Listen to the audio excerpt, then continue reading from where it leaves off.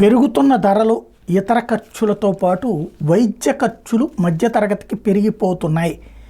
టోటల్గా భారతదేశంలో జనాలకి ప్రతి ఏటా వైద్య ఖర్చులు 14% పెరుగుతున్నాయి. ఇది తాజాగా ఏసీకేఓ అనే బీమా సంస్థ రూపొందించిన తాజా నివేదికలో తేలుతుంది. ఇండియా హెల్త్ ఇన్సూరెన్స్ ఇండెక్స్ 2024 భారత్లో ఆరోగ్య ద్రవ్యోల్బణం 14% ఉందని, ఆరోగ్య సంరక్షణ ప్రతి ఏడాది 14% పెరుగుతుందని చెప్తుంది.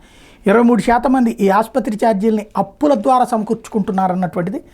ఇది ఆయా కుటుంబాలకు విపరీతమైన ఆర్థిక కష్టాల్లోకి నెడుతున్నదన్నది నివేదిక చెప్తుంది. దేశంలో ఇంకా 68% మంది ఆరోగ్య ఖర్చుని తమ జేబు నుంచే చెల్లిస్తున్నారని చెప్పింది.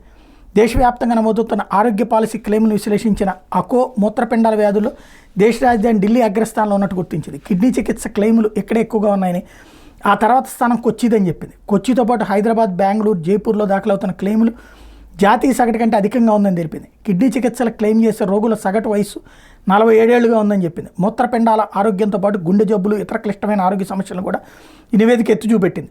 గుండె జబ్బుల చికిత్స క్లెయిములు ఎక్కువగా నమోదైన నగరాలు కోల్కతా, ముంబై ముందు వరుసలో ఉన్నాయని చెప్పింది. 2020 నుంచి 2024 మధ్యకాలంలో క్యాన్సర్ కేసులు 13% పెరిగినాయని తేల్చింది.